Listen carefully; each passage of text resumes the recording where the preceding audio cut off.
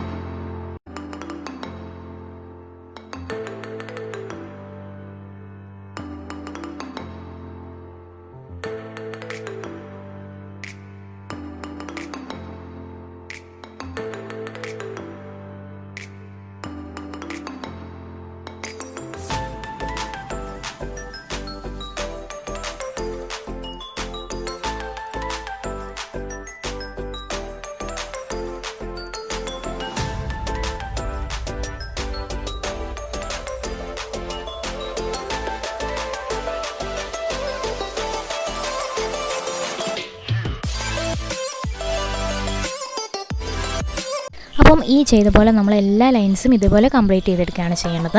ഇനി നമ്മൾ ഇതിനകത്തേക്ക് ഓരോ ബീഡ്സ് വെച്ച് കൊടുക്കുകയാണ് ചെയ്യുന്നത്. അപ്പോൾ ഞാനിപ്പോൾ സിൽവർ കളർ ബീഡ്സാണ് എടുത്തേക്കുന്നത്. അപ്പോൾ എനിക്ക് തോന്നി കുറച്ചൊരു ഭംഗിയായിരിക്കും സിൽവർ കളർ ബീഡ് വയ്ക്കുന്നതെന്ന് തോന്നി കേട്ടോ. അപ്പോൾ അതുകൊണ്ടാണ് ഞാനത് വെച്ച് കൊടുക്കുന്നത്. നിങ്ങൾക്ക് ഇഷ്ടമുള്ള കളേഴ്സ് ചൂസ് ചെയ്യാവുന്നതാണ്. അപ്പോൾ അതേപോലെ നമുക്ക് ചെയ്ത് കൊടുക്കാം. അപ്പോൾ ബീഡ് എങ്ങനെയാണ് തയ്ക്കണമെന്ന് നോക്കാം, കാണിച്ചു തരാം. ഈ വീഡിയോയിൽ കാണുന്ന പോലെ തന്നെ ചെയ്തെടുത്താൽ മതി. നല്ല ഭംഗിയായിട്ട് നമുക്ക് ചെയ്തെടുക്കാനായിട്ട് പറ്റും കേട്ടോ. അപ്പോൾ ഞാൻ തീരെ ചെറിയ സൈസിലല്ല ബീഡല്ല എടുത്തേക്കണം കേട്ടോ. കുറച്ചുകൂടെ നമ്മുടെ ഷുഗർ ബീഡിനേക്കാളും കുറച്ചുകൂടെ വലിയൊരു ബീഡാണ് എടുത്തേക്കുന്നത്. അപ്പോൾ എനിക്കിവിടെ വീഡിയോ എടുത്തപ്പം കുറച്ചൊന്ന് ബ്ലറായി പോയിട്ടുണ്ട് കേട്ടോ. അപ്പം മുന്നിലേക്ക് ചെയ്യുമ്പോൾ നിങ്ങൾക്ക് നന്നായിട്ട് മനസ്സിലാവും. അപ്പോൾ അതേപോലെ തന്നെ നമ്മൾ ഫുള്ള് ഡിസൈൻ ഇതുപോലെ ഒന്ന് ഫില്ല് ചെയ്തെടുക്കുകയാണ് ചെയ്യണം കേട്ടോ.